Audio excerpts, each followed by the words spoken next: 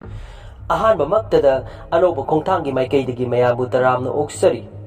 ꯉꯁꯤꯁꯨ ꯃꯌꯥꯝꯒꯤꯗꯃꯛꯇ ꯃꯨꯚꯤ ꯑꯃꯒꯤ ꯑꯦꯛꯁꯄ꯭ꯂꯦꯅꯦꯁꯟ ꯄꯨꯗꯨꯅ ꯂꯥꯛꯆꯔꯦ꯫ ꯃꯨꯚꯤ ꯑꯁꯤꯒꯤ ꯃꯃꯤꯡꯅ ꯏꯟꯗꯤꯌꯟ ꯄꯨꯂꯤꯁ ꯐꯣꯔꯁ꯫ ꯃꯨꯚꯤ ꯑꯁꯤ ꯋꯦꯕ ꯁꯤꯔꯤꯁ ꯑꯣꯏꯕꯅ ꯁꯤꯖꯟ 1ꯒꯤ episode 8 ꯐꯥꯎꯕ ꯁꯤꯖꯟ 1 ꯑꯁꯤꯗ उतली अदुना episode 9 अममम एक्सप्लेन तौजरक्लगे। ngasi ओइना अहानबा सीजन 1 की episode 1 asi explain तौजरक्लगे।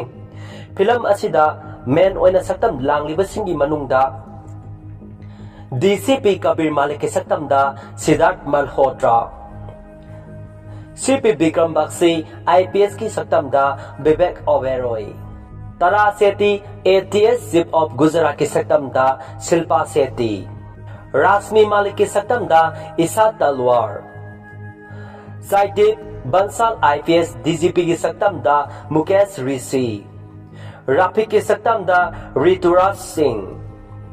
राणा की सक्तमदा निकितिन धेर, नाफिसा की सक्तमदा बाइदेही परशुरामी। सीजन असिगी मेन विलेन ओइना तवाक तगदरिबा जरार हाइबदी हाइदर की सक्तमदा मयांग तोंदोन। अरे अदुदी मयाम आई फिल्म असिगी एक्सप्लेनेशन असि तौबा होजरलगे सोय खिलान खिबा यावरबसु मयाम न ngakpiu। ngasi asi फेब्रुवारी की तांग 13 नि ngasi asi दिल्ली पुलिस की दी राइजिंग डे नुमिनी।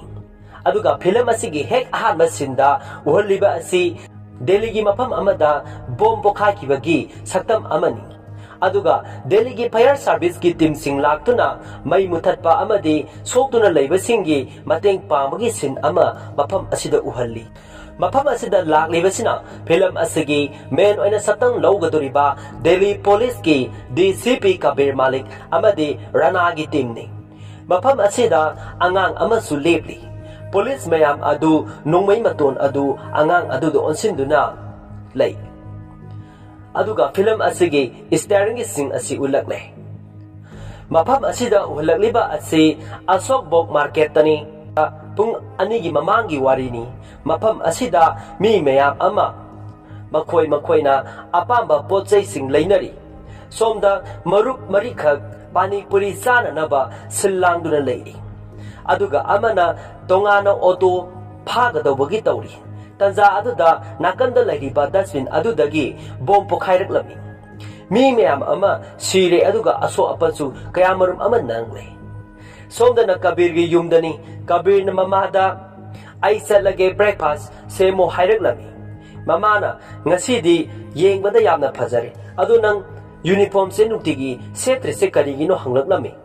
कबीरना इमा स्पेशल सेल यूनिट लैबदी नुक्तिगी यूनिफॉर्म दरकार ओइदे। ngasiदी दिल्ली पुलिस की राइजिंग डे नि हाइरकलमी। ममाना यामना नुंगसीना अदुदि अतोपा डिपार्टमेंट अमदा लैननबा सिल्लुदना अदुगा नंगी यूनिफॉर्म अदो नुक्तिगी सेननबा। कबीरना नंगसे ममा ngasiदी राश्मिगा चप मानरे। मयामदा खंगननबा वारी असिली जगे। राश्मि हारिबसे लैखिद्रबा कबीर की नुपीनी। कबीरना महाको सुकी मतिक नुंगसीजै। ममाना माना फाउनंग से यूनिफॉर्म दा अदुम उनिंगलंगनी ने। ओके लालो ब्रेकफास्ट रेडी ओइरे। असुम हाइरमलगा ममा अदु संख्रे। तंजा अदुदा रानाना कॉल तौरगलमी। कबीरना आई लापा हौरे हाइरमी। रानाना सर अशोक बक्ता बोम पोखाइरे हाइरकलमी। येंगबदा टेररिस्ट की अटैक माली हाइरकलमी। कबीरना आई लाक्लगे हाइरगा फोन थमख्रे। ममाना ब्रेकफास्ट इंख्रनी लाउरकलमी। अदुबु कबीर सादना गाड़ी थौदोरकले। सोमदना IPS ब्रिकम की युमदनी। श्रुति अमदी मागी मचानोपा आयुष कौदुना ब्रिकमना आइगी फोनदी कनाइदा लेख्रे हाइदुना इसौ लांगलकलमी। आयुष लाक्लमी। मपाना नंग आइगी फोनदो अमुक सानबा हौरब्रा हंगलकलमी। आयुषना सानदे हाइरकलमी। प्रॉमिस। श्रुति अदु फोन पुदुना थोरकलमी। नंगना फोन असे रूमदा काउरे हाइरकलमी। ओ ब्रिकमना नंग नंगी स्कूल थेंग्रिबा मसादा हंगलकलमी। श्रुतिना नंगसु खंगिदुनी हंजिन हंजिन हगोल फाउबा हगोलु यादे। आयुषना पापा ngasiदी यूनिफॉर्म सेलिसे करिगिनो। मपाना यामना नुंगसीना मसादा ओनसिंदुना ngasi यूनिफॉर्म सेलिबसे ngasi से 16 फरवरी नि दिल्ली पुलिस की राइजिंग डे नि। masada wari matik ama liba horaklami sahi humdra mangagi mamangda Delhi police ase linkhatki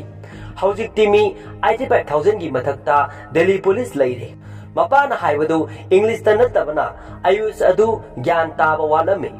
mama do unsinduna masabu hindi khara su taknana ba hairuklami tanja adu da kabirna call tawraklami kabirna sir asobokta blast tawri haujik phawbagi oina karigumba amata men tadri akoi haujik casualty gi report ngairi ai lambi da lakne hairuklami Bikramna ai su lakne hairaga report piraklo hairaga phone adu kakre aduga section lo hairami karigumba ama hekta thokpada ready da lainaba sem saw hairami aduga call thamkre surtina kaidorage hanglami Bikramna karisu tawde ayu songa sidi yumdagi mapan thoalurano school kahan khrano hairaklami somda India gate tani mi mayam ama sen chongduna sanari angang anikak phamduna wari sanari makol ama taraklami angang amana paktaduna yengi bom leibadu ui aduga lokthokuna puthorakle amaduna karino haina hanglaklami mamanaba amaduna bom ne hairaklami mamanaba adu senduna manak nakpada leiba police amagi manakta sensili aduga bom leire haiduna paw piraduna police to puduna lakle police na madu nang kadai dagi phangbono haina hanglaklami makada thammo hairami angang duna aina hek thambaga bom asi pokhaireklani haireklami police aduna Bikram da call tawduna India gate ta bom leire haireklami Bikram lambi dagi driver da mamai layu hairaduna India gate ta chatnaba haikre somda su ahanbada kabir amadi magi timna angang amada punna nongmai em tawbodu ulaklami kabirna nongmai thadau haireklami kabir angang dugi nakta sangsinduna kari naming kawi hanglaklami angang duna banti kawi haireklami kabirna ranada unsinduna angang asibu first aid pinanaba haireklami angang aduna ai misak ado masak khangawi haireklami kabir sangsinduna kanano nangna khangibo haireklami bantina nupa amana dustbin da achauba package ama hapchilamado kabirna mabu puro aduga misak ado sketch kauduna ye hallo haireklami police amana kabir gi manakta sangsilaktuna Indralok hospital da pokhai jiba bom ama leire haireklami asumna masu Indralok hospital da satna naba ready tawrami somdana Bikram su India gate yorokni police amana sir mahak ase constable Yadav ne bahagna bom se han urakpane angang nupa macha amana paiduna leiribase Bikram sauna nangna kokadu sakla bro noina karigi angang sidagi bom se lowdribano haina hanglaklami Yadavna mahagna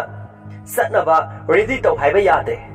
mahagna hek satpaga thadokpaga bom ase pokhairakni haibase mana khankhre Bikramna ado mangondagi di noina hena gyan tari natro bom iskoti karaida yore hai nupa aduna lambi da lai hai sir asumna bom disposal squad adu lambi da lakpagi sin adu ulai somda Bikram adu bom paiduna leiriba angang adugi manakta sangsilai aduga bom adu mangonda pirau haireklami angang adu pakhana yamtana bom adu Bikram da pirai angang adu sienkhre Bikram na bom adu paiduna lehore tanja adu da bom squad misak ani Bikram gi nakta saksilai bom adu sek tawraduna bom adu pokhaidana ba maongda tingliba wire adu kaknanaba taw asumna ingna tapna wire adu kaktuna bom adu explosive tawbadagi kalhore asumna India gate ki mamangda leiramba bom adu pokhai hankhidre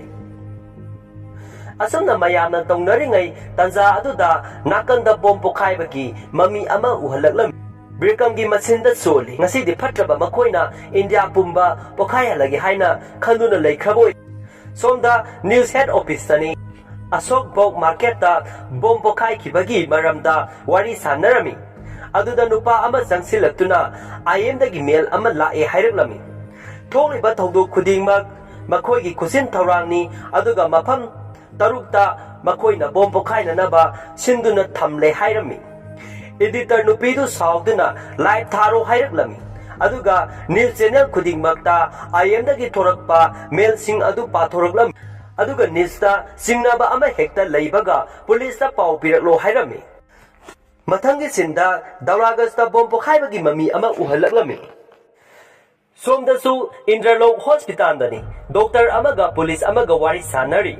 tanja aduda Kabir gi team adu yoksilakle Kabir sanchilaktuna police officer amaga wari sanarami officer aduna mangda leiriba car asigi manungda bom yaurisni har hairaklami Kabirna bom scoti hanglaklami makoi lambida lae hairaklami doctor nupi aduna aikoigi ambulance asi nakoigi police gari singna thattuna thamle hairaklami Kabirna nupi adu gyan tana ba hairaklami car manung sida bom yauduna leire aduna mafam asi landuna kana amata satpa yararoi hairaklami doctor nupi aduna building sigi ICU da patient mayam ama leire makoi ambulance yaudana aikoina section tarang lobodi akoi ngamloi hairaklami Kabirna building manungda patient leire haiba haina wakhal ama ngahak khalle aduga karisu hairamdana gari dugi manakta sangsili aduga gari adu munna check torami aduga set amada high crane bom asi steering amasung gear lock toksile aikoina neutral oina car se lokthokpa natraga inba yararoi asum hairam laga koyeng yengi aduga gate panba room ama ui doctor nupi adugi manakta laktuna doctor asegi room ase kari leibano haina hanglaklami doctor aduna sar mafam se hidak langthaki arengkhak thambam phataba mafam ne hairaklami lok toraga leibane ahang mafam ne hairaklami Kabirna aigi lambi thatkano hairamlaga gari da kakhatkre aduga thauduna bom yauba car adu thongduna inkhraga west house aduda insinkre aduga bom adu pokhaihalle mana maning handuna halakle asumna asoi angam yaudana bom adubu explode tohole mayam aduna mabu salute torami re news anchor amana ngasi Delhi gide yamna luba numit ama oire hairami national capital ase red alert oire adubu wahang di haujiksu leiri attack ase loirabra natragana makha samdarakidra haibasini aduna section na Delhi gi people sing leinana ba khanghalli asumna Delhi police headquarter dani Kabirna police puna mapu thagatpa oina nakhoi loina energy yauriko dinner loina sarabra haujikti noi gi phone do loktholo nangi imung singda phone tawkhro aikoi haujik case asi loidri phawba yumda halaklaroi aduga lip leiramba mayam su cancel chatlagani hairuklami Bikramna amuk thoraktuna ngasigi attack aduda thawai thagraba sing amadi ngasigi market attack torokpa ado market attack torokpa nate masina aikhoigi thaunabu humduna puribani bomdo lambi lamhangda pokhai hanba nate mase aikhoigi thamoida pokhai hanbani aduna game ama sanaba pami adubu aikhoidi game do sanaroi Delhi police na game ado loisilagani thajai aikhoina makoi busu makol dagi singthokadabani phattaba singbu loisingadabani khangedana mayam adu yes sir hairami somdan is sketchman kauduna banti da masak hangladuna yekhallami asumna tawfik kauba nupa amakhak bazar da leirami police ubada senkre Kabirna tanakre Bekamde magi nupiga wari sanari Kabirna tawfik pu phaduna purakle aduga gari da hapsile asumna satkre jaga amada wahang paung sathari Rafik adu kapli ma kari amata khangde yaude haiduna aigi ming phawba sense tawjarabani tawfik tagi tinuda haiduna hairi Kabirna khupana thajali hangli ba wahang singdugi paukum khatama khumo hairuklami nang kadai salino aide ice cream sabala pani hairuklami Kabirna ngasigi attack sigi maramda nang kari khangle hanglami kari su khangde hairuklami Kabirna Bikramda sir ai magi brain se thugairage hairuklami Bikramna nangna pama maongda tawro haina khumlaklami ka kesu ka thokro hairuklami Kabir nomai sali Rafina kaino haichibo kaino nang taidubo aidi karisu khangdabane noina thi rebudo makhoido soidano oigani sayol amagi mamangda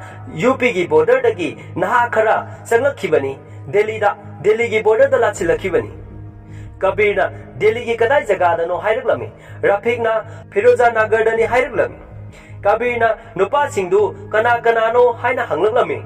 Rafiqna wasakladuna alai kasam aidi makhoi ado kana no khangdabani aidi makhoi ado sanglangne haibase khatani aina khanglibase Makhoiga samnaruba su karisu leite Kabirna karamba mitano Rafiqna jihadis hairuklami Kabirna kupana thajali jihadadi karigi asamba mi hatkani orphan so haloi makhoidi daramagi mini aina nangbu kaplagani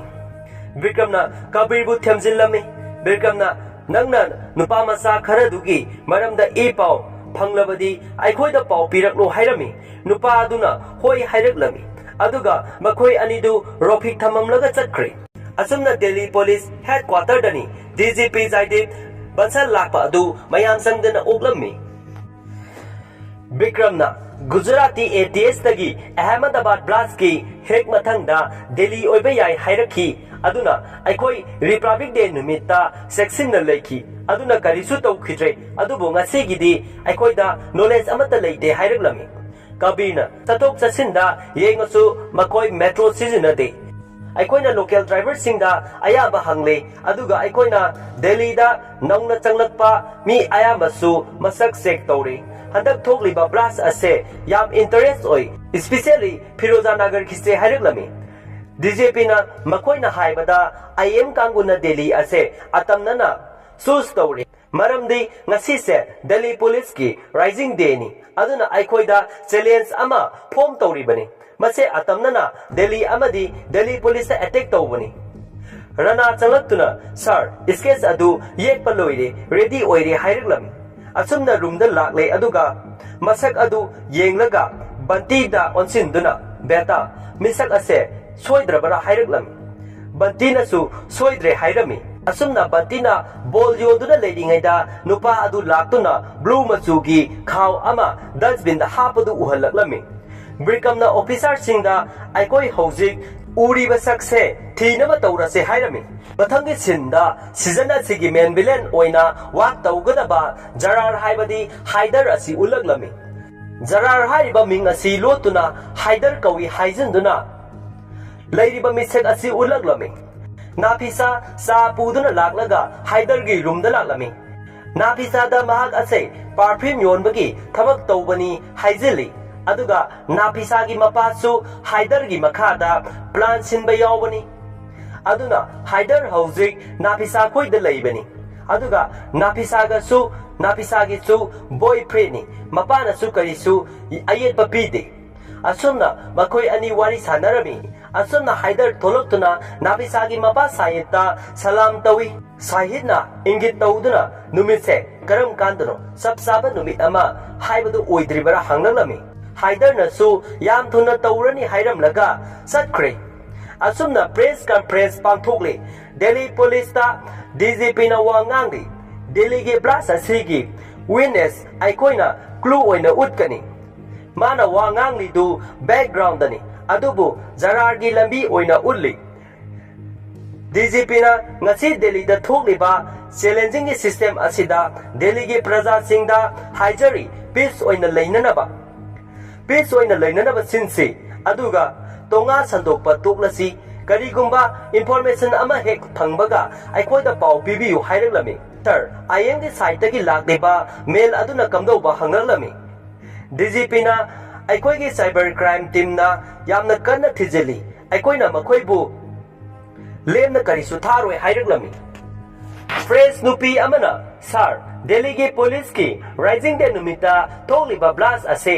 IM kanguna Delhi police ta singna bani DGP adu ikaina maithiraba amagum mamai non thaki asumna season 1 asigi episode 1 ase matang asida loizare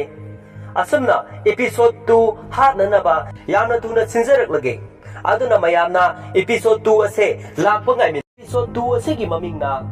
one wrong call haina maming tholi ꯑꯍꯥꯟꯕ ꯁꯤꯟꯗ ꯑꯩꯈꯣꯏꯗ ꯎꯍꯜꯂꯤꯕ ꯑꯁꯤ ꯀꯕꯤꯔ ꯑꯃꯗꯤ ꯃꯥꯒꯤ ꯅꯨꯄꯤꯒ ꯍꯤꯡꯃꯤꯟꯅꯔꯤꯉꯩꯒꯤ ꯃꯇꯝꯗ ꯅꯨꯡꯁꯤ ꯆꯥꯟꯅꯅ ꯂꯩꯃꯤꯟꯅꯈꯤꯕꯒꯤ film ꯃꯇꯦꯛ ꯑꯃꯅꯤ ꯀꯕꯤꯔ ꯑꯗꯨ ꯐꯝꯗꯨꯅ ꯃꯣꯟꯗ꯭ꯔꯪ ꯁꯥꯟꯅꯗꯨꯅ ꯂꯩ ꯃꯃꯥꯁꯨ ꯃꯅꯥꯛꯇ ꯆꯪꯁꯤꯜꯂꯛꯇꯨꯅ ꯐꯝꯃꯤ ꯑꯗꯨꯒ ꯃꯆꯥꯗ ꯅꯨꯡꯁꯤꯅ ꯉꯥꯊꯗꯨꯅ ꯃꯆꯥꯗ ꯍꯥꯏꯔꯛꯏ ꯑꯩꯁꯨ ꯃꯥꯕꯨ ꯃꯤꯁ ꯌꯥꯝꯅ ꯇꯧꯏ ꯃꯍꯥꯛꯅ ꯃꯤꯁ ꯇꯧꯏ ꯍꯥꯏꯔꯤꯕꯁꯤ ꯃꯍꯥꯛꯀꯤ ꯂꯩꯈꯤꯗ꯭ꯔꯕ ꯃꯍꯥꯛꯀꯤ ꯃꯃꯧ ꯅꯨꯄꯤꯕꯨꯅꯤ ꯀꯕꯤꯔꯅ ꯑꯩꯈꯣꯏ ꯃꯥꯒ ꯄꯨꯟꯕ ꯐꯪꯗ꯭ꯔꯦ ꯑꯩꯈꯣꯏꯒ ꯄꯨꯜꯂꯅꯨ ꯇꯝꯂꯝꯕꯅ ꯇꯣꯏꯅ ꯅꯥꯅꯗ꯭ꯔꯕ ꯂꯩꯅꯥ ꯂꯨꯄꯁ ꯅꯥꯔꯛꯂꯤꯕꯅꯤ ꯃꯍꯥꯛꯇꯣ ꯀꯔꯝꯅ ꯄꯨꯟꯁꯤ ꯅꯨꯡꯉꯥꯏꯅ ꯂꯩꯒꯅꯤ ꯍꯥꯏꯕꯗꯣ ꯌꯥꯝꯅ ꯈꯪꯕ ꯅꯨꯄꯤꯅꯤ ꯃꯍꯥꯛꯇꯣ ꯀꯕꯤꯔ ꯃꯃꯥꯗꯨ ꯑꯣꯟꯁꯤꯟꯗꯨꯅ ꯃꯃꯥ ꯅꯪꯒ ꯄꯄꯥꯅ ꯂꯩꯈꯤꯗ꯭ꯔꯕ ꯃꯇꯝꯗ ꯀꯃꯥꯏꯅ ꯂꯦꯜꯂꯤ ꯄꯨꯝꯅꯃꯛ ꯀꯥꯎꯊꯣꯛꯄ ꯑꯗꯨꯃꯛ ꯅꯤꯡꯁꯤꯡꯗꯨꯅ ꯂꯩꯕ ꯃꯇꯝꯗ ꯀꯃꯥꯏꯅ ꯂꯦꯟꯈꯤꯒꯦ ꯃꯃꯥꯅ ꯑꯩꯒꯤꯗꯤ ꯄꯨꯝꯅꯃꯛ ꯅꯪ ꯂꯩꯔꯤꯁꯤꯗꯤ ꯅꯪꯅ ꯑꯗꯨꯝ ꯁꯣꯟꯊꯔꯛꯄ ꯍꯥꯏꯕꯁꯦ ꯑꯩꯒꯤꯁꯨ ꯊꯧꯅꯥ ꯌꯥꯎꯔꯛꯂꯣꯏꯗꯧꯔꯤꯕꯅꯤ ꯑꯗꯨꯅ ꯅꯤꯡꯍꯟꯅꯕ ꯌꯥꯗꯦ ꯊꯧꯅꯥ ꯍꯟꯒꯅꯣ ꯍꯥꯏꯔꯛꯂꯝꯃꯤ ꯁꯣꯝꯗꯅ ꯏꯚꯤꯗꯦꯟꯁꯀꯤ ꯋꯦꯌꯔ ꯍꯥꯎꯁꯇꯅꯤ ꯗꯤꯖꯤꯄꯤ ꯀꯕꯤꯔ ꯕꯤꯀ꯭ꯔꯝ ꯄꯨꯟꯅ ꯋꯥꯔꯤ ꯁꯥꯟꯅꯔꯤ ꯗꯤꯖꯤꯄꯤꯅ ꯑꯩꯈꯣꯏ ꯍꯧꯖꯤꯛ ꯁꯝꯖꯔꯕ ꯃꯤ 250ꯒꯤ ꯄꯨꯟꯁꯤ ꯃꯥꯡꯂꯕꯅꯤ ꯑꯗꯨꯅ ꯕꯤꯀ꯭ꯔꯝ ꯍꯧꯖꯤꯛ ꯃꯁꯤꯒꯤꯗꯃꯛꯇ ꯇꯧꯕ ꯌꯥꯕ ꯈꯔꯗꯤ ꯇꯧꯑꯣ ꯑꯩ ꯇꯁꯦꯡꯅ ꯐꯠꯇ꯭ꯔꯕ ꯃꯤꯑꯣꯏꯁꯤꯡꯗꯣ ꯑꯩ ꯇꯁꯦꯡꯅ ꯈꯪꯕ ꯄꯥꯝꯃꯤ ꯇꯥꯟꯖꯥ ꯑꯗꯨꯗ ꯒꯥꯔꯤ ꯑꯃ ꯀꯟꯅ ꯊꯧꯖꯤꯜꯂꯛꯏ ꯃꯍꯥꯛ ꯃꯈꯣꯏꯒꯤ ꯃꯅꯥꯛꯇ ꯆꯪꯁꯤꯜꯂꯛꯏ ꯑꯗꯨꯒ ꯗꯤꯖꯤꯄꯤꯗ ꯁꯦꯂꯨꯠ ꯇꯧꯏ ꯗꯤꯖꯤꯄꯤꯅ ꯇꯔꯥ ꯁꯦꯇꯤꯕꯨ ꯃꯈꯣꯏꯗ ꯃꯁꯛ ꯇꯥꯛꯂꯝꯃꯤ ꯃꯍꯥꯛꯅ ꯇꯔꯥ ꯁꯦꯇꯤ ꯒꯨꯖꯔꯥꯠꯀꯤ ATSꯅꯤ ꯑꯣꯐꯤꯁꯔꯅꯤ ꯑꯗꯨꯒ ꯇꯔꯥ ꯃꯍꯥꯛꯅ ꯀꯕꯤꯔ ꯑꯗꯨꯒ ꯃꯍꯥꯛꯅ ꯔꯕꯤꯔ ꯑꯗꯨꯒ ꯕꯤꯀ꯭ꯔꯝꯕꯨꯗꯤ ꯅꯍꯥꯛꯅ ꯍꯥꯟꯅ ꯈꯪꯂꯝꯂꯒꯅꯤ ꯃꯈꯣꯏꯅ ꯉꯁꯤ ꯊꯣꯛꯂꯤꯕ ꯀꯦꯁ ꯑꯁꯤ ꯃꯈꯣꯏꯅ ꯄꯥꯏꯔꯤꯕꯅꯤ ꯇꯔꯥꯅ ꯒꯨꯖꯔꯥꯠꯇ ꯊꯣꯛꯄꯗꯃꯛ ꯁꯤꯗꯁꯨ ꯊꯣꯛꯂꯦ ꯍꯥꯏꯔꯛꯂꯝꯃꯤ ꯕꯤꯀ꯭ꯔꯝꯅ ꯑꯁꯦꯡꯕꯃꯛꯅꯤ ꯑꯥꯏꯑꯦꯝꯅ ꯃꯁꯤꯒꯤ ꯔꯦꯁꯄꯣꯟꯁꯤꯕꯜ ꯄꯨꯝꯕ ꯂꯧꯔꯅꯤ ꯌꯥꯖꯔꯕꯅꯤ ꯑꯩꯈꯣꯏꯅꯁꯨ ꯈꯪꯉꯤ ꯒꯨꯖꯔꯥꯠꯀ ꯆꯞ ꯃꯥꯟꯅꯅ ꯊꯣꯛꯂꯦ ꯍꯥꯏꯕꯁꯦ ꯇꯔꯥꯅ ꯁꯥꯔ ꯃꯁꯤꯒꯤ ꯀꯦꯁꯁꯦ ꯂꯣꯀꯦꯜꯒꯤ ꯃꯇꯦꯡ ꯌꯥꯎꯗꯅꯗꯤ ꯁꯣꯜቭ ꯇꯧꯕ ꯉꯝꯒꯗꯧꯕ ꯃꯥꯟꯗꯦ ꯕꯤꯀ꯭ꯔꯝꯅ ꯑꯗꯨꯗꯤ ꯑꯩꯈꯣꯏꯁꯨ ꯈꯪꯉꯤꯅ ꯃꯗꯨꯅ ꯀꯔꯤ ꯑꯅꯧꯕ ꯑꯃꯨꯛꯅꯣ ꯇꯔꯥꯅ ꯃꯗꯨ ꯅꯈꯣꯏꯅ ꯂꯣꯏꯅ ꯈꯪꯂ ꯐꯥꯎꯕꯗ ꯑꯩꯈꯣꯏꯅ ꯄꯥꯝꯃꯤꯕ ꯄꯣꯠꯁꯦ ꯇꯧꯗ꯭ꯔꯤꯕ ꯀꯔꯤꯒꯤꯅꯣ ꯕꯤꯀ꯭ꯔꯝꯅ ꯃꯁꯤꯗ ꯀꯔꯤꯒꯤ ꯃꯤꯂꯤꯇꯔꯤ ꯄꯋꯥꯔꯅꯣ ꯅꯪꯒꯤ ꯃꯤꯂꯤꯇꯔꯤ ꯄꯋꯥꯔꯗꯨꯗꯤ ꯔꯤꯄꯕ꯭ꯂꯤꯛ ꯗꯦ ꯅꯨꯃꯤꯠꯇ ꯎꯠꯀꯗꯕꯅꯤ ꯇꯔꯥ ꯁꯦꯇꯤꯅ ꯑꯥꯏ ꯑꯦꯝ ꯁꯣꯔꯤ ꯑꯥꯏꯑꯦꯝꯅ ꯅꯪꯅ ꯄꯥꯝꯕ ꯅꯪꯅ ꯈꯟꯕ ꯄꯨꯡꯐꯝ ꯃꯇꯝ ꯆꯥꯅ ꯊꯕꯛ ꯑꯝꯇ ꯇꯧꯔꯛꯂꯣꯏ ꯁꯥꯔ ꯑꯩꯈꯣꯏ ꯌꯥꯝꯅ ꯁꯦꯡꯅ ꯃꯄꯨꯡ ꯐꯥꯅ ꯊꯕꯛ ꯇꯧꯕ ꯑꯃ ꯗꯔꯀꯥꯔ ꯑꯣꯏ ꯃꯁꯤ ꯇꯧꯗꯕ ꯁꯨꯡꯌꯥ ꯌꯥꯔꯣꯏ ꯑꯍꯃꯗꯕꯥꯗꯀꯤ ꯃꯊꯪꯒꯤ ꯇꯥꯔꯒꯦꯠꯁꯦ ꯗꯦꯜꯂꯤꯅꯤ ꯕꯤꯀ꯭ꯔꯝꯅ ꯀꯔꯝꯕ ꯗꯤꯄꯥꯔꯠꯃꯦꯟꯇꯒꯤꯅꯣ ꯅꯪꯅ ꯏꯟꯐꯣꯔꯃꯦꯁꯟꯁꯦ ꯄꯤꯔꯤꯁꯦ ꯃꯈꯣꯏꯅ ꯗꯥꯏꯔꯦꯛ ꯑꯩꯈꯣꯏꯗ ꯋꯥꯔꯅꯤꯡ ꯇꯧꯈ꯭ꯔꯕꯅꯤ ꯁꯥꯔ ꯇꯥꯟꯖꯥ ꯑꯁꯤꯗ ꯕꯤꯀ꯭ꯔꯝꯒ ꯁꯦꯇꯤꯒ ꯀꯟꯅ ꯈꯟꯅꯔꯛꯂꯝꯃꯤ ꯗꯤꯖꯤꯄꯤꯅ ꯑꯅꯤꯃꯛꯄꯨ ꯊꯦꯝꯖꯤꯜꯂꯝꯃꯤ ꯍꯧꯖꯤꯛ ꯅꯈꯣꯏ ꯃꯔꯩ ꯌꯦꯠꯅꯕꯒꯤ ꯃꯇꯝ ꯅꯠꯇ꯭ꯔꯦ ꯊꯕꯛꯅ ꯎꯠꯀꯗꯕ ꯃꯇꯝꯅꯤ ꯇꯔꯥꯅ ꯌꯦꯁ ꯁꯥꯔ ꯑꯩꯁꯨ ꯃꯗꯨ ꯌꯥꯅꯤꯡꯉꯤ ꯑꯩ ꯑꯃꯗꯤ ꯑꯩꯒꯤ ꯇꯤꯝꯅꯁꯨ ꯍꯥꯏꯔꯤꯕ ꯊꯕꯛꯁꯦ ꯁꯣꯛꯊꯕ ꯅꯥꯏꯗꯅ ꯍꯣꯠꯅꯒꯅꯤ ꯇꯔꯥ ꯁꯦꯇꯤꯅ ꯑꯩꯅ ꯑꯃꯗꯤ ꯑꯩꯒꯤ ꯇꯤꯝꯅ ꯃꯅꯥꯛ ꯅꯛꯄꯗ ꯂꯩꯕ ꯃꯐꯝꯁꯤꯡꯗ ꯏꯁꯀꯦꯟ ꯇꯧꯔꯤ ꯑꯗꯨꯒ ꯃꯗꯨꯒꯤ ꯄꯥꯄꯤꯁꯤꯡ ꯑꯗꯨꯕꯨ ꯐꯥꯅꯕ ꯍꯣꯠꯅꯒꯅꯤ ꯑꯗꯨꯒ ꯒꯨꯖꯔꯥꯠꯀꯤ ATSꯅꯁꯨ ꯐꯪꯕ ꯏꯟꯐꯣꯔꯃꯦꯁꯟ ꯄꯨꯝꯕ ꯑꯩꯉꯣꯟꯗꯁꯨ ꯄꯤꯔꯛꯀꯅꯤ ꯁꯥꯔ ꯑꯩ ꯌꯥꯝ ꯁꯦꯡꯅ ꯊꯃꯣꯏ ꯁꯦꯡꯕ ꯀooperation ꯑꯩ ꯄꯥꯝꯃꯤ ꯏꯁꯄꯦꯁꯤꯌꯦꯜꯂꯤ ꯕꯤꯀ꯭ꯔꯝꯒꯤ ꯁꯥꯏꯠꯇꯒꯤ ꯗꯤꯖꯤꯄꯤꯅ ꯃꯁꯤꯗ ꯑꯩꯅ ꯈꯟꯕꯗ ꯕꯤꯀ꯭ꯔꯝ ꯅꯪꯁꯨ ꯄ꯭ꯔꯣꯕ꯭ꯂꯦꯝ ꯂꯩꯔꯣꯏꯅ ꯈꯜꯂꯤ ꯅꯠꯇ꯭ꯔ ꯕꯤꯀ꯭ꯔꯝ ꯍꯥꯏꯔꯒ ꯕꯤꯀ꯭ꯔꯝꯗ ꯑꯣꯟꯁꯤꯜꯂꯛꯂꯝꯃꯤ ꯕꯤꯀ꯭ꯔꯝꯅꯁꯨ ꯍꯣꯏ ꯁꯥꯔ ꯍꯥꯏꯔꯛꯂꯝꯃꯤ ꯑꯁꯨꯝ ꯍꯥꯏꯔꯒ ꯃꯨꯚꯤ ꯑꯁꯤꯒꯤ ꯍꯦꯔꯣꯒꯤ ꯁꯥꯏꯠ ꯂꯣꯝꯗ ꯂꯩꯔꯤꯕ ꯃꯔꯨ ꯑꯣꯏꯕ ꯃꯈꯣꯏ ꯑꯍꯨꯝ ꯆꯥ ꯊꯛꯇꯨꯅ ꯋꯥꯔꯤ ꯁꯥꯟꯅꯔꯝꯃꯤ ꯇꯔꯥꯅ ꯀꯕꯤꯔ ꯆꯨꯝꯃꯤꯀꯣ ꯀꯕꯤꯔꯅꯁꯨ ꯌꯦꯁ ꯃꯦꯟ ꯇꯔꯥꯅ ꯑꯗꯨꯗꯤ ꯕꯤꯀ꯭ꯔꯝꯒ ꯅꯪꯒ ꯄꯨꯟꯕꯁꯦ ꯅꯪ ꯀꯌꯥꯝ ꯌꯥꯝꯅꯗꯤ ꯀꯨꯏꯔꯦ ꯍꯪꯂꯛꯂꯝꯃꯤ ꯀꯕꯤꯔꯅ ꯆꯍꯤ 3ꯃꯨꯛ ꯐꯥꯔꯦ ꯍꯥꯏꯔꯛꯂꯝꯃꯤ ꯇꯔꯥꯅ ꯑꯗꯨꯗꯤ ꯅꯪꯒꯤ ꯃꯔꯝꯗ ꯑꯩꯅ ꯇꯥꯔꯤꯁꯤ ꯂꯣꯏꯅ ꯆꯨꯝꯂꯦꯀꯣ ꯀꯕꯤꯔꯅ ꯑꯗꯨꯗꯤ ꯑꯩꯅ ꯈꯟꯕꯗ ꯇꯥꯔꯤꯕ ꯄꯥꯎꯁꯤꯡꯗꯨ ꯑꯐꯕ ꯂꯣꯏꯅ ꯑꯣꯏꯔꯝꯒꯅꯤ ꯈꯜꯂꯦ ꯇꯔꯥꯅ ꯌꯥꯝꯅ ꯀꯔꯦꯝꯅꯅ ꯅꯪꯕꯨ ꯃꯤꯔꯥꯏꯕꯗꯤ ꯅꯠꯇꯦ ꯑꯩꯅ ꯇꯥꯕꯗ ꯅꯪ ꯅꯥꯊ꯭ꯔꯪ ꯆꯠꯂꯤ ꯍꯥꯏ ꯔꯨꯜ ꯑꯦꯟड ꯔꯤꯒꯨꯂꯦꯁꯟ ꯑꯃꯠꯇ ꯉꯥꯛꯇꯦ ꯍꯥꯏ ꯅꯪꯉꯣꯟꯗ ꯆꯦꯜꯂꯤꯕ ꯀ꯭ꯋꯥꯂꯤꯇꯤꯗꯨꯃꯛ ꯅꯪꯒꯤ ꯃꯊꯛ ꯊꯣꯡꯕ ꯑꯁꯤꯒꯤ ꯒꯨꯟꯅꯤ ꯑꯗꯨꯅꯅꯦ ꯅꯪꯉꯣꯟꯗ ꯃꯥꯅ ꯀꯝꯗꯧꯅ ꯇ꯭ꯔꯦꯟ ꯇꯧꯕꯤꯒꯦ ꯕꯤꯀ꯭ꯔꯝꯅ ꯑꯁꯦꯡꯕꯅꯦ ꯇꯔꯥ ꯁꯦꯇꯤ ꯍꯥꯏꯔꯛꯂꯝꯃꯤ ꯁꯦꯇꯤꯅ ꯕꯤꯀ꯭ꯔꯝꯗ ꯑꯣꯟꯁꯤꯟꯗꯨꯅ ꯕꯤꯀ꯭ꯔꯝ ꯃꯇꯝ ꯄꯨꯝꯕꯗ ꯁꯥꯎꯗꯨꯅ ꯂꯩꯕꯗꯣ ꯇꯧꯒꯅꯨ ꯍꯥꯏꯔꯛꯂꯝꯃꯤ ꯇꯔꯥꯅ ꯑꯩꯈꯣꯏꯁꯦ ꯆꯍꯤ ꯂꯦꯡꯒꯥ ꯅꯠꯇꯦ ꯇꯧꯕꯇꯕꯨ ꯑꯦꯀꯥꯗꯃꯤ ꯑꯃꯠꯇꯅꯤ ꯀꯕꯤꯔꯅ ꯃꯦꯝ ꯑꯩꯅ ꯇꯥꯕꯗ ꯅꯪꯁꯦ ꯅꯪꯒꯤ ꯑꯦꯛꯁꯄꯤꯔꯤꯌꯦꯟꯁꯀꯤ ꯂꯥꯏꯔꯤꯛ ꯑꯃ ꯏ ꯍꯥꯏꯅ ꯇꯥꯏꯗ ꯁꯦꯇꯤꯅ ꯌꯦꯁ ꯆꯨꯝꯃꯦ ꯀꯅꯥꯅ ꯍꯥꯏꯔꯛꯂꯤꯕꯅꯣ ꯀꯕꯤꯔꯅ ꯕꯤꯀ꯭ꯔꯝ ꯁꯥꯔꯅ ꯍꯥꯏꯕꯅꯦ ꯃꯥꯅ ꯅꯪꯒꯤ ꯃꯔꯝꯗ ꯑꯔꯩꯕꯈꯩ ꯑꯩꯉꯣꯟꯗ ꯂꯣꯏꯅ ꯍꯥꯏꯔꯦ Setina adudi aigidamagta afaba ngata hairamgani khale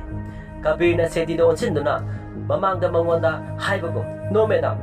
nangbu miraibadi nate adubu nangi maramda afaba amata haide hairaklami asumna makhoi ahum wari sanarami Setina makhoi anibu puduna information roomda puraklami aduga blast tawkhibagi area asida call hanjin torokpa number ama trace tawre hairaklami adugi number du Vikramna Manisada trace amuka tawnana ba hairami Setina nasidagi numit inegi mamangda hairiba number sina amuk sizinaraklay Delhi gi Azamgaradagi aduga amuk aikoi number asigi trace makre shina ne aikoi na Delhi se alert layu haikribado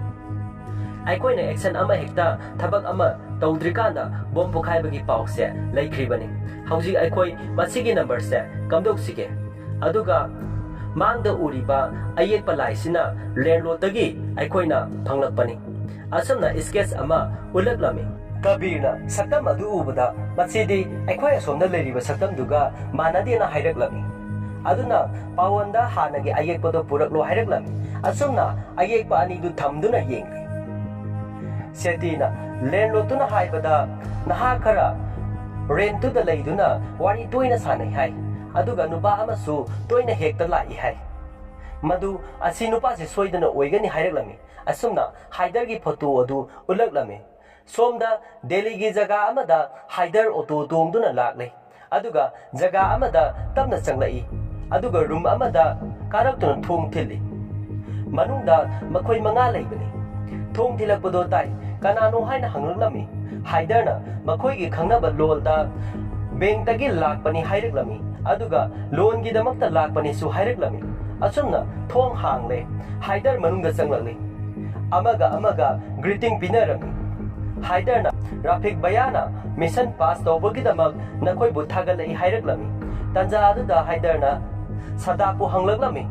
nupa amana madi favor tawduna pothari haireklami Haider adu sadapna hiptuna lairiba ka aduda changlakli aduga sadap haina kaurai asumna hiptuna lairiba sadap adu onthorakle sumle information roomda sketch yekliba nupa duni sadap ki photo ni Haiderna raise tawro yam akan balaina natte next lakpada hidak purak lage haireklami alana nangbu yamna naha waina mission pass tawbugidamak sanbirabani potharo haireklami sadap kaptuna aigi family bu yamna miss tawi haireklami Haiderna adudi kapuduna awabu pumba burden pumba kawani kaigumba nangna nangi padamdo yogi khalabadi nangonda phawribado namtharaga chatpatai Sadapna hoi brother haireklami Haiderna okay amako nasi hairamnaga thokre aduga abas kauduna sadapu section na thamnaba haireklami aduga magi ID amadi magi mobile do lokshalaga section na thamu haireklami mipum khuding maki asonba point amada mine advantage lokini soidana bo nasi asum hairamnaga Haider adu satkre somdana Delhi policing adu civil dress da huran basing adu thiba horakli Lairiba dukan sing CCTV footage mayam adu check tawba horaklami hardware amada sangduna bomb saba yaba material sing laikhibagi mi yawra haina check tawba horaklami dukandar amana naha anigi masak taluklami asumna bomgi masak laikhiba misak anidu thiba horaklami CCTV footage tani sir masi Abdul Kaubani mana hardware sing dagi dukan khudingi tongan ba pot mayam ama leire aina khanbada mangonda wahang pahon tawaningi Vikram nang Kabirda mabulo kholuru haireklami asumna special cell chef house tani makoi ahum pharalaga interrogation chathari asumna makoina loruba pot singi maramda wahang pa kumtorami haujikti takthuraklei Khan Sar gi pot leirubani haina khumlakle Khan Sar haiba nupa ase na sweet ki owner ni Khan Sarna aingonda magi dukan sendin sajingadauba lei haiduna madugi leigadabagi material gi list adu pirakpani aidi sida thabak suba yawani haireklami aduma ngaire aina khangba haibabu Vikramna call tawduna aikoi gi information kharadi phangle haikre somda Haider amadi Nafisa wari sanarami Haiderna ai matam sangna mafam sida leidoi mandre haireklami aigi thabak mafam sida loire Nafisana nang chatawraba dudi Haiderna aina mafam sida tawgadaba thabak thoram loire ai makhata na leithabagi maram leitre haireklami Napisana adudi aiga nanga karam gada amuk unaba phangani haireklami Haidarna ningthauna sumon tharaklaga amuk perform yonba aise amuk makhata na perform yonba tari haireklami Somda Bikramna Kabirga Hotel amada wari sanarami Bikramna Kabirda Delhi da khwaidagi jutcha drise kanano ai makhoido kanano khangi kanano haibado nang amadi aigi timda khanghanni ai Delhi se mamutana khangba magi makhutta Delhi se leiba misak ama pami haireklami Kabirna Rasmina restaurant asibu pamjabagi wari tawraklami Bikramna aigi mamana ingonda hai ꯑꯩꯈꯣꯏꯗꯒꯤ ꯍꯥꯟꯅ ꯆꯠꯈ꯭ꯔꯕ ꯃꯈꯣꯏꯗꯣ ꯀꯥꯎꯊꯣꯛꯄꯁꯤꯅ ꯌꯥꯝꯅ ꯂꯨꯔꯤꯁꯦ ꯑꯗꯨꯅ ꯑꯩꯈꯣꯏꯒꯤ mission ꯑꯁꯦ ꯍꯦꯛ ꯂꯣꯏꯕꯒ ꯑꯩꯅ ꯅꯪꯕꯨꯁꯨ ꯕ꯭ꯔꯦꯛ ꯂꯧꯅꯅꯕ ꯑꯣꯔꯗꯔ ꯊꯣꯛꯂꯗꯧꯅꯤ ꯑꯁꯨꯝꯅ ꯑꯋꯥꯕ ꯑꯁꯤꯗꯤ ꯅꯨꯃꯤꯠ ꯅꯤꯅꯤꯗ ꯐꯕ ꯌꯥꯔꯣꯏ ꯀꯥꯕꯤꯔꯅ ꯅꯣ ꯁꯥꯔ ꯗ꯭ꯌꯨꯇꯤ ꯇꯧꯕ ꯍꯥꯏꯕꯁꯤꯅ ꯑꯩꯉꯣꯟꯗꯗꯤ ꯅꯤꯡꯁꯤꯡꯕ ꯄꯨꯝꯕ ꯀꯥꯎꯊꯣꯛꯍꯜꯂꯤꯕꯅꯤ ꯑꯗꯣ ꯁꯥꯔ ꯁꯦꯇꯤ ꯃꯦꯗꯥꯝꯁꯦ ꯀꯝꯗꯧꯕꯅꯣ ꯕꯤꯀ꯭ꯔꯝꯅ ꯃꯥꯗꯤ ꯄꯨꯔꯥ ꯗꯦꯕꯤꯜꯅꯤ ꯑꯗꯨꯕꯨ ꯑꯐꯕ ꯑꯣꯐꯤꯁꯥꯔꯅꯤ ꯃꯇꯝ ꯄꯨꯝꯕꯗ ꯃꯥꯗꯤ ꯊꯕꯛ ꯈꯨꯗꯤꯡꯃꯛꯀꯤ ꯔꯤꯖꯜ ꯑꯗꯨꯃꯛ ꯐꯪꯏ Ma aiga bes amatani mafamduda aikhoi ahum pulisi aiga setiga aduga jaktapka Kabirna adudi jaktap sari kadaida leikrage Bikramna madi roda leibani Kabirna adudi masu Delhi da leibra Bikramna leite aina nongonda madudi haiba yadre protocol asumna DGP su laklami aduga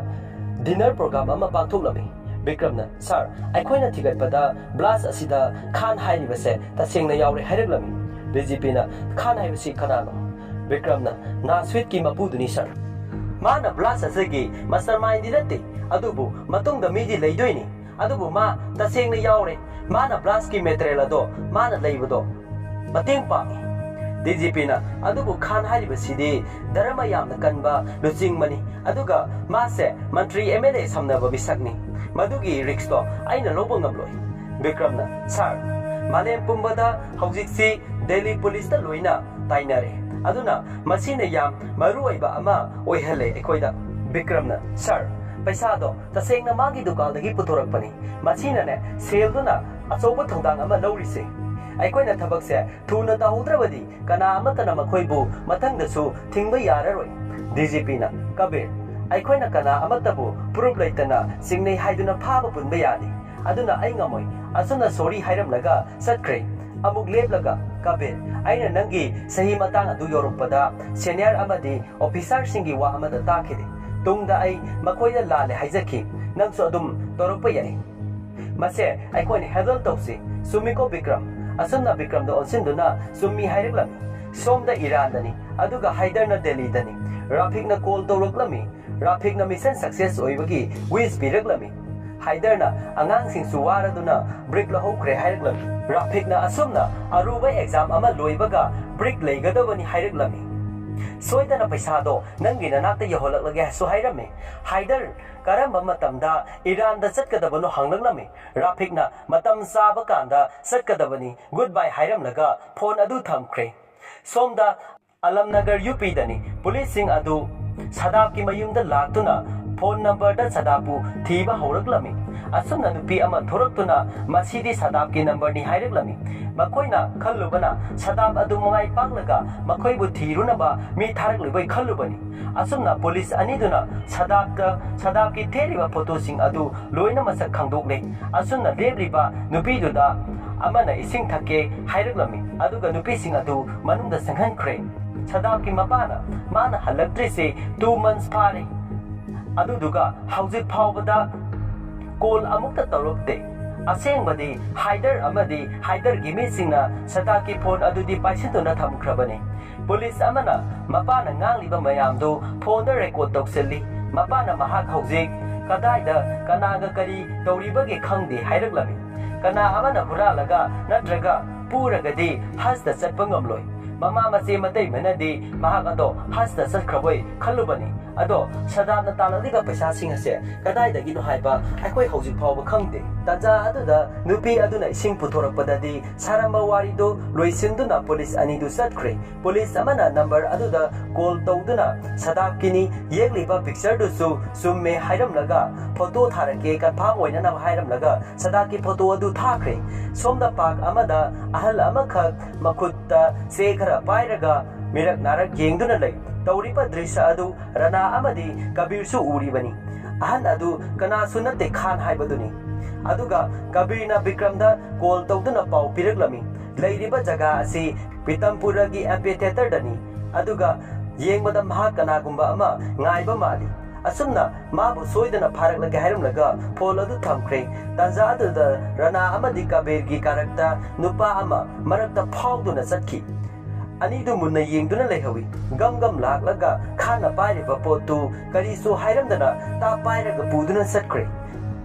Kabirna Ranada nupa sigi matung inau aina Khanda ready tawrage haiduna makoi ani du sakhainare Rana amadi magi driver duga nupa adu thauduna chakriba bike adu tanaraglami somdana Kabirna Khan gi mamangda leptuna bebhar tawduna thinjaramagi haireglami Khana ngapigani aina gu masak khangdre haireglami Kabirna noktuna khangaroye maramdi ai ngasi uniform sete aduna ai Kabir malik Delhi police ni somdana Rana amadi magi team du thaukiba gari du tanari aduga somdana police anina Khan gi masunupana tamliba school dai masubu lokhatpa lagle Bikramna themduna masunupa du gari da hakatuna pukre lambi da traffic jam thokle asumna Rana gi gari du thauba yadre adubu nupa adu de lindituna bike du thauduna satkre upai leita Rana sauna lehowi somda nupa du gari haujilagle nupa adu kana sunate sikuni Haidar gi hek manau nupa ni mahak Haidar gi manakte yosilagami yoksilakpaga mayambabu konsilli aduga Khana pirakpa potu mayamada pirami mayamana aikoi mafamse thadokadobani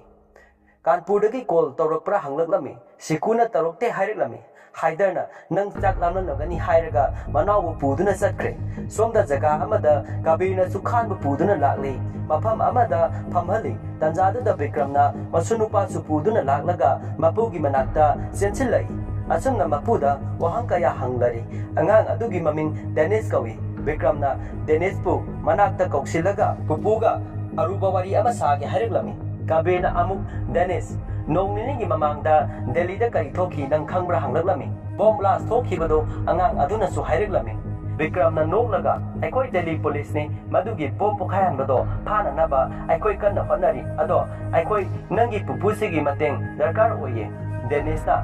hoi pupuna su angamba mateng pangjasani haireklami Kabirna Mr. Khan nangbu Delhi police ki mateng panggadrane asumna Chadam amadi Haidar gi ayekpa photo adu mamangda insili aduga masi kanano haina Dennis na hanglaklami Bikramna aikoina hangadaba wahangdi nasunabu oina hangle haireklami Khana Dennis ta chalo aigi car dagi glass lawru chu haireklami angang du hoi hairam naga siankre Kabirna Khanda onsilaktuna photo sing adu kanano hanglaklami Khana chadagi photo da thillaga madi dukanda pochai lawba laklambani Bikramna mamingdi Khana sada kaubani haireklami chumme Haidarna roomduda changlakpada hangkhiba mamingduni favor tawduna leiba angangduni Khana adubu ai exact haibadi ngamdre haireklami Bikramna karino mana delivery tawramni bapose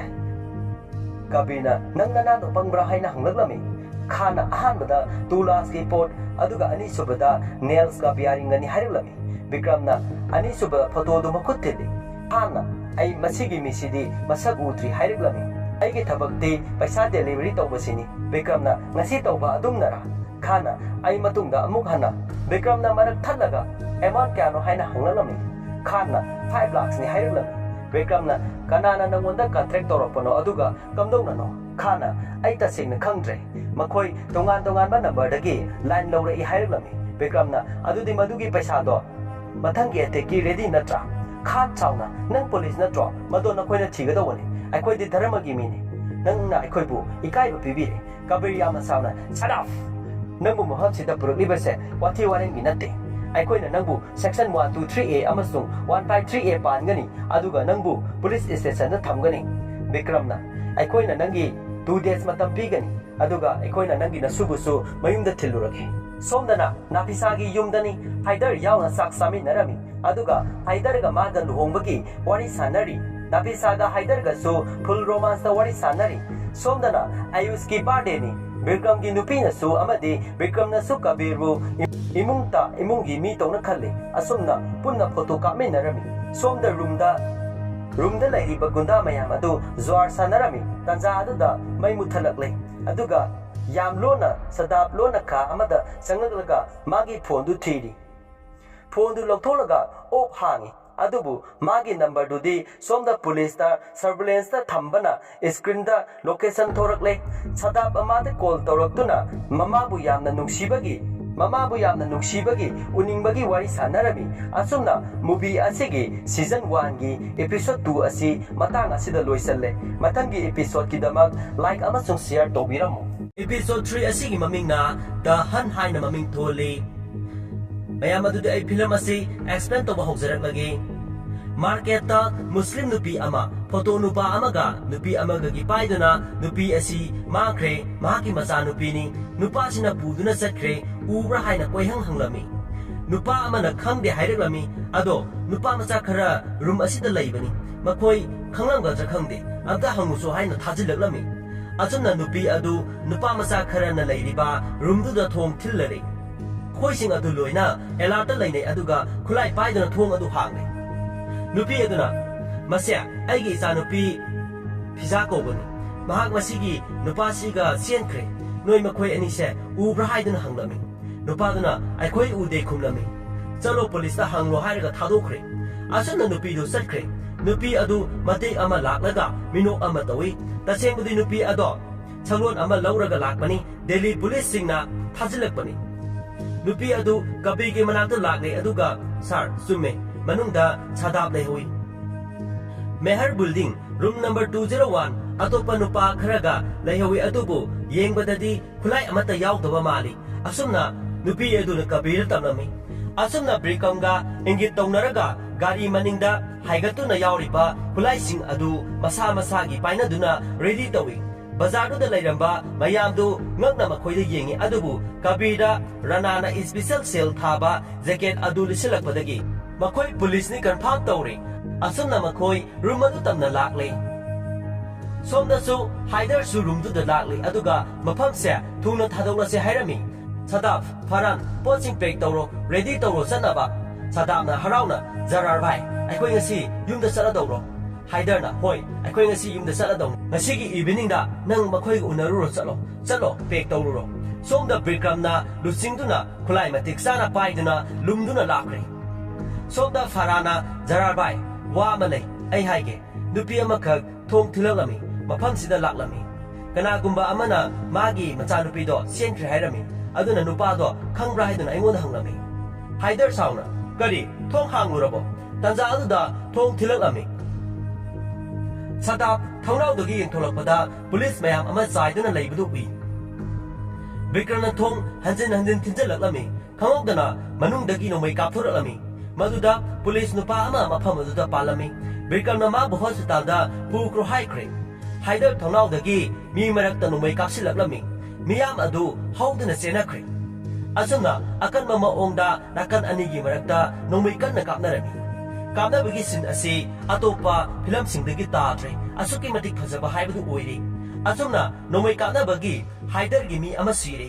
hanba leita kapnari asumna kapna bana police na henjalaktuna mi amasu haiderna nomaina kaplakpada kabirgi manakta leiba cylinder ama pokhairakli aduba aso opandi nanghogdre makata na akan mamongda adumak nomai kapnari asumna kapnabadagi haujik abbas ka haider ga khaktamak ngaisilakle haider sensen ge tawbani abbas na farami abbas na haider bu sen kinaba hairami aduba haider na nakoi hundoknaga ai kaidungda cheloi haikre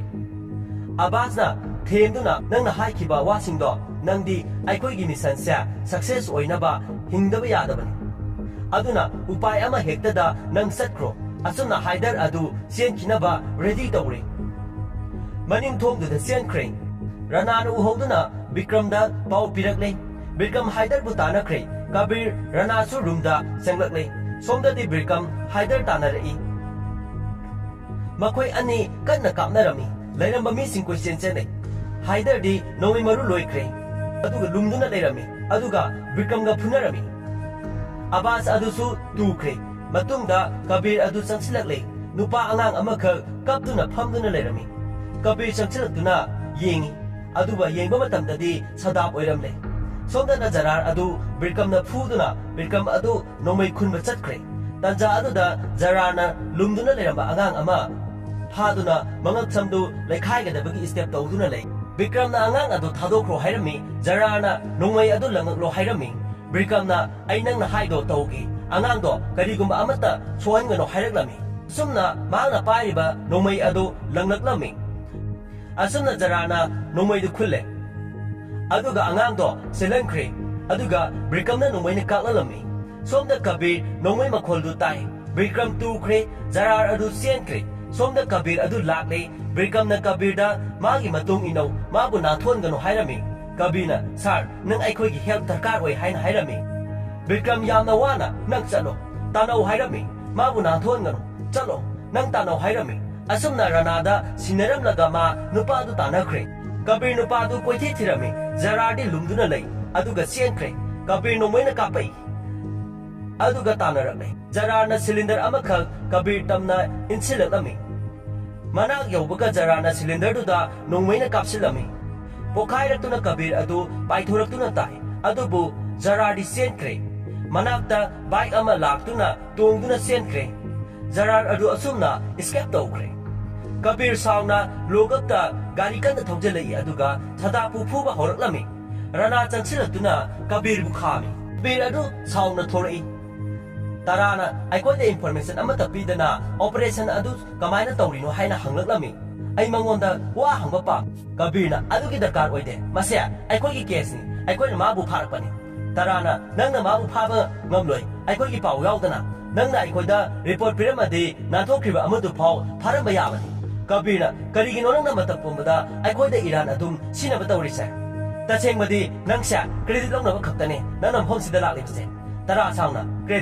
credit haiba karigumba nakoina skill phajana leramadi noina delhi amadi mara laijadraba missing siribudo nakoina kanbang ngamngadabani kabir sauna ai nangsa gujarata kaidoge haibado aina loina khangi tanja aduda makoina kanna khanari da dgp sahib laktuna kabir bu chaireklami kabirna sorry sir rana laktuna sir bike da lakpanu pa do riku kawi aduga chenkhiba nupaduna jarar kawi makoi machin manawi Asana police amana sir Bikram sir do yadre haibagi ingit tawraklami asumna mayam adu loina chensilai magi nupina manakta leptuna sanchar thadokhiba Bikram bu yengduna lei nupiduna kabirda bullet maruna magi lungs ta pankre masini doctor na hairambase doctor singna kanna honabani adubu kanbang ngamdre hairami asumna haukraba wari khara college matamda tamkhibagi wari lirami aduga kabir adu ise ayusti hairuklami nupiduna imanabigi yumda thaname hairami hojik phaba mangonda pau amata haitri kamdongna ai mangonda warisia tamgodabono ai khangde madi mapa halakpa ngairamkini asumna kabir su kaptuna mapanda chenthokre somda news channel dani nabisagi yumda tv loini yenglami paududa terrorist ahum kapnabada sire aduga amana phare nabisana Mama, amadi phare hairine hajikti makhoigi aronba pumba loina khanglanida mama na mapada onsinduna kaidoroge nangna nungnangba phauriduna hanglaklami mapaduna kaisu tawde nafisa nang haidarga paw phaunabra haina hanglaklami nafisana phaunade magi phondo ayuktagi switch off adum nei mapana machinda solami kadaidano nangna leirisibo jarar haina somda train manungdani machin manau phamlingaida nupi amakak changsilai aduga makhoigi mamangda phamtai asuna call ama lai aduga call adu mangoda piyo hairalami jarar phone du paikate nam kamdauri haina hanglami ai di save oire aduga abas riyar mosin aduga pharandi makhoi thawai thakre hairalami nupadana aduga sadamna phakre natra matam khara pothaduna leiro ai matam chabaga ai amu pau phoralagi asum hairaga call nu thamkre somda DGP ga kabir ga wari sanarami DGP na kabir aina haikibawa tawbu ngamdre ado operation asya kar change tawre kabir na sar madu tobigano ai Bikram sar gi laman kumba pame DGP na masi puna maksa Delhi puna makini ado mase personnel an thamdi natedana ai koi loina isagi duty tawri ai koi masigi department se change tawrasi aduga case su toklasi aina masigi case se mafam sidagi oina handle tawrki Kabir Jain hairaga thokre aduga onsilaktuna sir nangsu aingonda phataba pamai sinare asum hairamlaga thokre matam khara haukraba tungda dafisada call ama laklami hello Haider nang kaida lege asum hairaga episode 3 asisu loisin khre